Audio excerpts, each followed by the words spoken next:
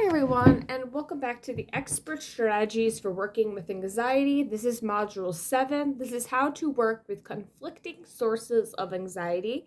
This is by Pat Ogden, Richard Schwartz, and Ruth Buczynski. Here we go.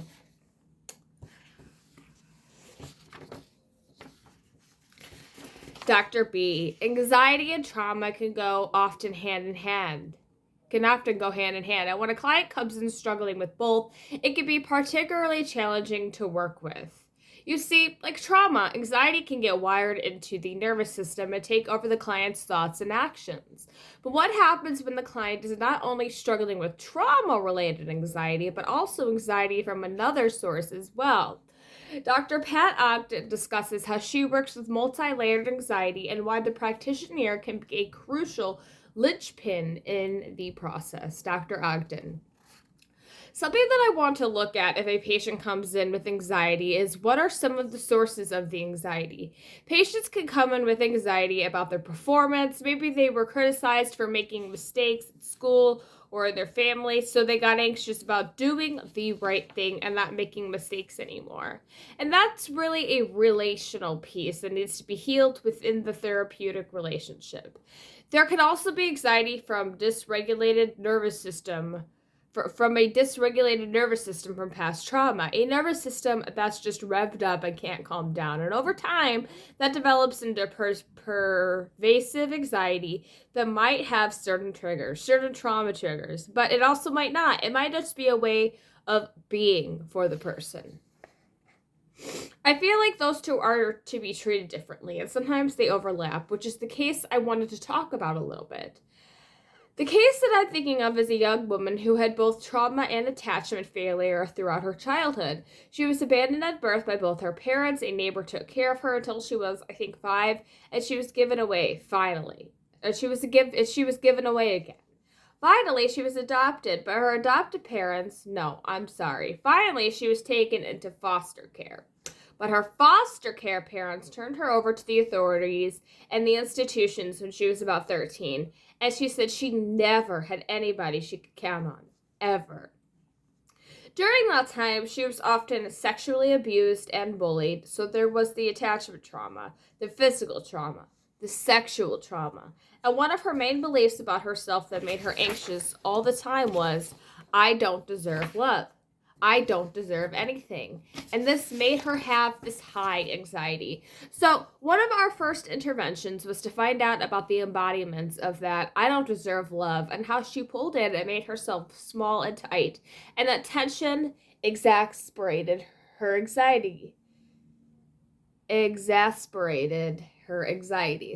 one of the first things we did was work with the resources of helping her expand and breathe more deeply into her chest, relax her body, and that started to mitigate the anxiety a little bit. But that wasn't nearly enough. There was much, much more that we had to do in therapy. And this was a longer-term approach. Dr. B. Pat just made a great point there. Her client's beliefs were affecting her physiology, and that bodily tension was part of what fueled her anxiety. So naturally, the first step in helping this client was physiological. So as we heard in the first module of this program from Dr. Stephen Porges, and now here again from Dr. Pat Ogden, focused breathing exercises can be vital to this kind of treatment. They help bring a client down from a heightened arousal state, which also helps them be less reactive.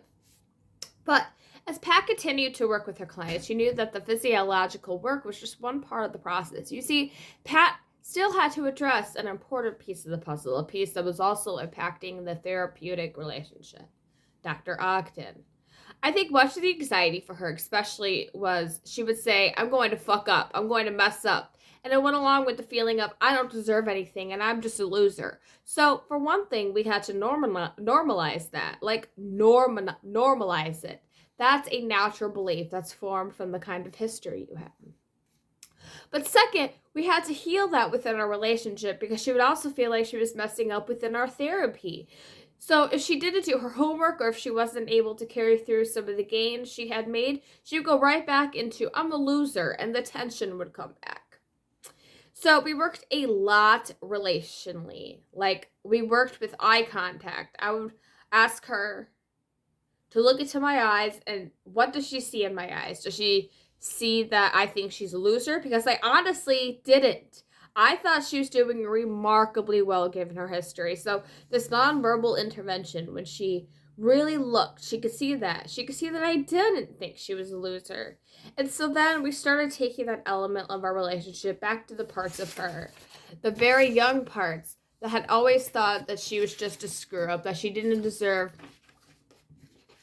anything good. So the relational element of healing then changes how she lives in her body. It changes her emotions.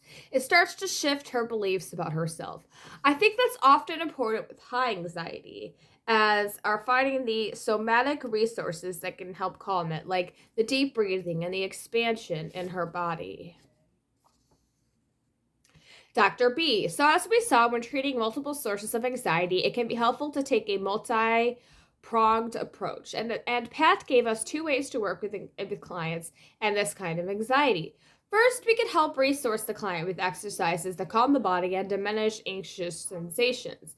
Second, we can help prepare the relational element by creating positive attachment experiences. Those experiences can have an impact on every part of our client, especially the younger parts that are hurting. Now, in some cases, those younger parts hurt. Those younger hurt parts that Pat mentioned can be so powerful that they overwhelm the client during a session. Dr. Richard Schwartz has often seen the paralyzing way that these parts will use anxiety to control someone. Richard has a different way of responding to this kind of anxiety. Some may even call it counterintuitive. You see, for Richard, these expressions of anxiety hold a critical opportunity. Dr. Schwartz. The anxiety is often either an exile who has broken out at times and taken over, and so the person is having a panic attack.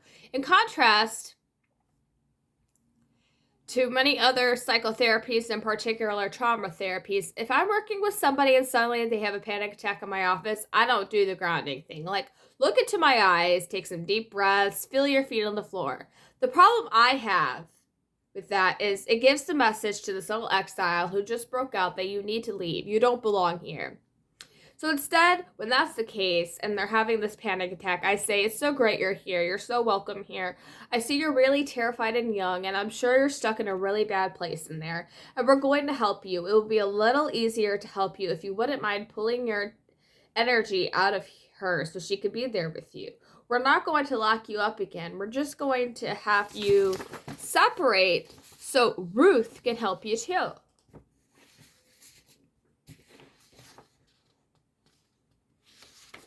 Now, 1 second.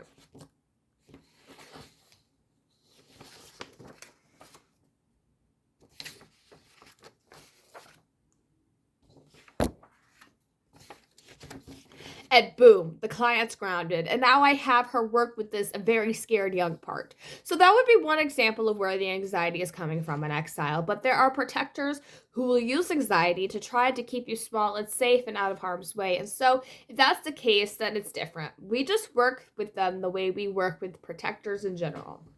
Dr. B. As Richard described, these very hurt parts in our clients can use anxiety in different ways. It has a lot to do with whether the part is an exile, as Richard calls it, or a protector. Just as a point of quick review, Richard developed internal family systems therapy, or IFS, in this approach. The practitioner works with the various internal parts of a client. So, as Richard is talking about exiles and protectors, he's referring to different roles that internal parts can play. Now, protectors will often get triggered when they sense danger or vulnerability. Here, Richard gives us a glimpse into how this can play out when a client is struggling with anxiety. Dr. Schwartz. There's another client I worked with whose parent had a lot of anxiety and was sort of disabled by the anxiety, and this patient had to take care of her, so he had a lot of mixed feelings about his mother. As a result, was embarrassed by her, was repulsed by how weak she was and how much she had kind of taken away his life, and she's dead now. So as an adult, he started to feel some So as an adult, he started to feel some of that same anxiety that he had absorbed from her. So there was a part that just took an effort to try to make the mother feel better, would try to take some of her feeling. That part was getting more and more prominent in his life and was making it hard for him to function. And at the same time, it terrified other parts of him that were thinking he was turning into his mother and would have the same end. So they would attack him for having the anxiety, and the anxiety was protecting some exiles that he had never dealt with before. That polarization between these parts that were terrified of and hated that part that carried the anxiety took a long time to work out. But once we finally did, then we could get permission to go to what they both protected and heal that. Dr. B. In Richard's approach, the goal is for the practitioner to work with the various parts of the client as an ally. As the practitioner uncovers the function that a part is serving, they can find the deeper problem that needs attention and healing. Now, both Richard and Pat have shared how understanding the source of the client's anxiety can affect our interventions. In the next module, we'll look at how a simple adjustment to the way we approach anxiety treatment can lead to new breakthroughs for our clients. I'll see you there.